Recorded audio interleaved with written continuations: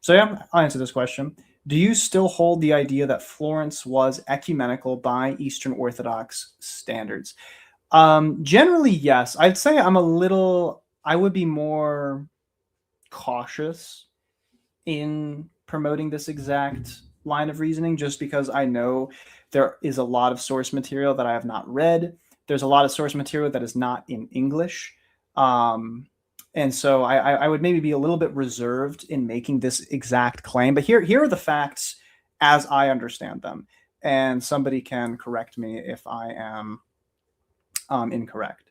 So when it comes to the Council of Florence, right? I mean, obviously we have to like unpack what are the criteria of an ecumenical council, and that obviously is one of the most difficult questions in this whole equation. But generally, if you just look throughout church history, like what has been the definition of an ecumenical council? What are the councils that we consider ecumenical? It's when, like broadly speaking, you have the emperor, you have the Bishop of Rome, the Patriarch of Constantinople, the other major patriarchs, more or less, and like the vast majority of the bishops who all sign off on the council. Right. There really has not ever been an ecumenical council where there haven't been like significant bodies of hierarchs who have not like broken off from the church. Like, I mean, you think of like at the Council of Ephesus, right? I mean, you have Nestorius, Patriarch of Constantinople, who obviously doesn't recognize this council. He breaks off from them, and the Nestorian Church actually becomes very, very large. At one point in history, I want to say it's one of the largest bodies of Christians in the world, and they're not recognizing the Council of Ephesus. And then even there, you also had like the famous division between John of Antioch and Saint Cyril of Alexandria. So you had like the whole Antiochian school that was breaking off from the church at this point. You had, many people in Constantinople, bishops, priests, lay people who were all not recognizing the Third Ecumenical Council and stuff like this. And yet it still gets, not only does it get acknowledged as ecumenical, but in later reflections on what happened at the Third Ecumenical Council, it's said that everybody agreed, and that's why it's ecumenical, right? I have an article on my Substack about the ecumenicity of the Council of Florence. You can check that out. I have the quotes there. But it's interesting, even at like the Council of Nicaea, it's like, did every Christian bishop at the time sign off on the Council of Nicaea? No. I mean, the Arians remained very strong going into like the 6th, 7th, 8th centuries. So it's like, it's kind of difficult to decide these like criteria. Like, I know there's a lot of Orthodox who want to talk about like consensus-based ecclesiology, that like you just got to get like the majority of the patriarchs or something like that. But yeah, at the same time, they're going to say that like, well, individual patriarchs can fall away. And in fact, even the majority of patriarchs can all fall away. It's just like there always has to be at least one who signs on to it. And then it's like, if we're at that point where we really have no epistemic way to like say like this definitively cannot happen, then it's always going to be arbitrary, and there's always going to be someone you can point to who didn't agree with the council and say like, that's why that council isn't ecumenical, because so-and-so didn't sign off on it, or so-and-so left the council. But in terms of the Council of Florence, here's what we know. Here are the facts, what we know happened. Obviously the emperor signs off on it, right, to make it ecumenical, imperial, right, throughout the ecumene, throughout the empire. That's kind of a, modern Orthodox don't really care as much about that. The Pope of Rome signs off on it, obviously, right? That's pretty significant for an ecumenical council. If you read at the 7th Ecumenical Council, when they're trying to distinguish how Nicaea II is ecumenical and the Pseudo-Synod of Hieraea is not ecumenical, what do they say? They say that the reason Nicaea II is ecumenical is because it had the cooperation of the Bishop of Rome, as is the rule for councils. That's a complete statement. And then second clause, and it also had the participation and the approval of the major Eastern sees, referring to Constantinople, Antioch, Alexandria, Jerusalem, etc. That's kind of an aside. Those are all kind of grouped together. But the main thing is the rule for councils is the participation of the Bishop of Rome, right? That is the rule for all ecumenical councils, according to Nicaea II. And the Council of Florence definitely had that, okay? Had the main rule for councils, that criteria is met, the participation and the approval of the Bishop of Rome. Then you also had the approval of the Patriarch of Constantinople, who was Patriarch Joseph II at the time.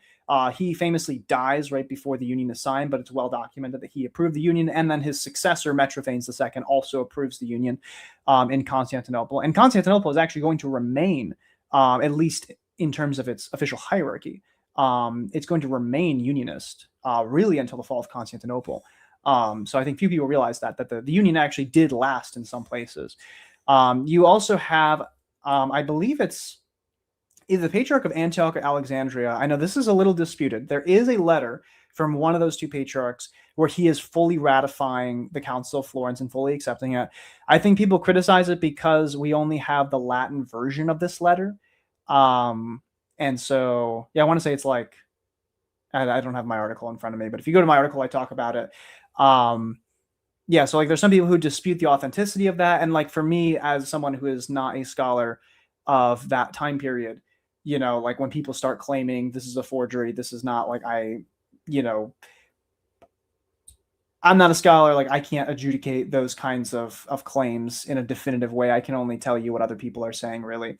So, but we do have that there does at least appear to be a case that the Patriarch, once again, I think it's Antioch, but I forget which one exactly, Antioch or Alexandria, who signs off on it. And of course, it's also worth noting that all of the legates at the Council of Florence sign off on this, and we don't have a clear repudiation of it for at least several decades, if not centuries. So that's quite significant because at the ecumenical councils, right, the legates, like as long as they're not like explicitly and immediately contradicted by their hierarchs, they can speak on behalf of their patriarchs, and all of the apostolic legates sign off on the Council of Florence.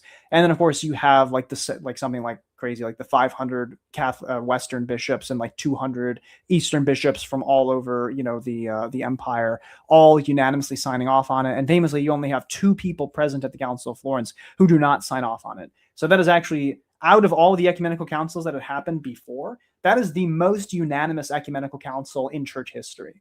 In terms of the actual participants who were there signing off on it.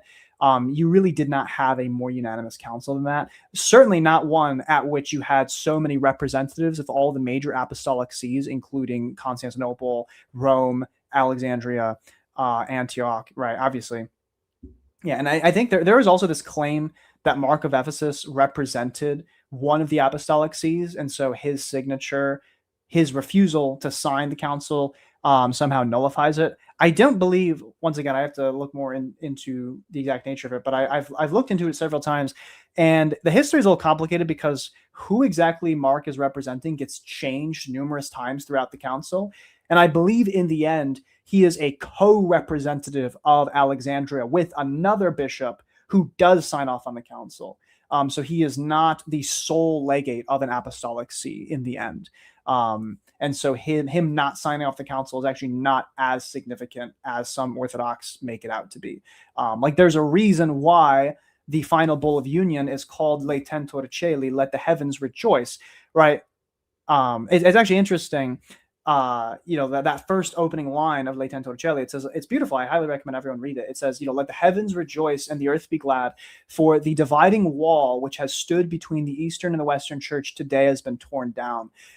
That is actually paraphrased from a letter that St. Cyril of Alexandria wrote to John of Antioch following the Council of Ephesus, because I mentioned how there was a split between the Alexandrian and the Antiochian parties after the Council of Ephesus.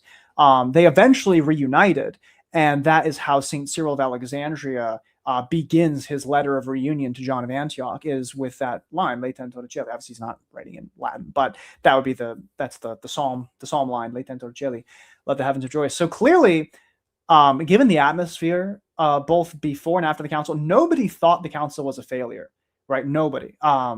All the people reflecting on the council were like, this is an ecumenical council. We succeeded. Like, it was successful. Let the heavens rejoice. We ended the great schism. That was everybody's mindset at the council. So this idea that, like, because Mark of Ephesus and I think it was Isaiah Syropoulos who didn't sign off on the council, that somehow that meant the council failed.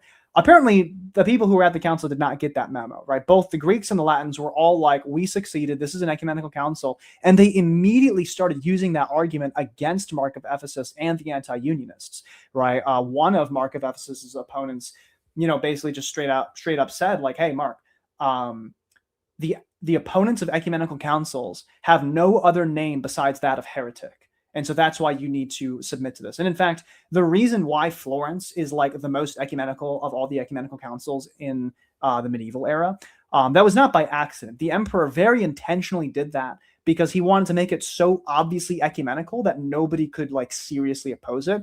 And before the council started, Mark of Ephesus himself agreed that all of the criteria for an ecumenical council had been met by the delegates who were there at Florence. He cited the emperor being there, the Pope of Rome being there, all the things that I just said as to why the Council of Florence was ecumenical. Before the council, Mark of Ephesus agreed that for those same reasons, that this council, when it reached a decision, would in fact be ecumenical. You even see Gennadius Scholarius, who later becomes an anti-unionist. He says the exact same thing. In the time leading up to the official declaration of the council, he literally says, like, I'm going to submit myself to whatever this council decides because it is surely ecumenical, right? This is like several months or maybe like a year or so before Le Tento Gilli gets officially promulgated. This is Gennadius Scholarius, and he does sign off on it. So Gennadius Scholarius is a unionist at first, but he unfortunately recants the union later. So it's like, could arguments be made, about like the Slavic delegations that maybe leave the council? I haven't looked into those claims that extensively, but I know there's a lot of Orthodox who claim like, oh, there were like representatives of like the Georgian Patriarchate or like these like random patriarchates who had like just been formed. They like left the council or whatever, so therefore it's not ecumenical.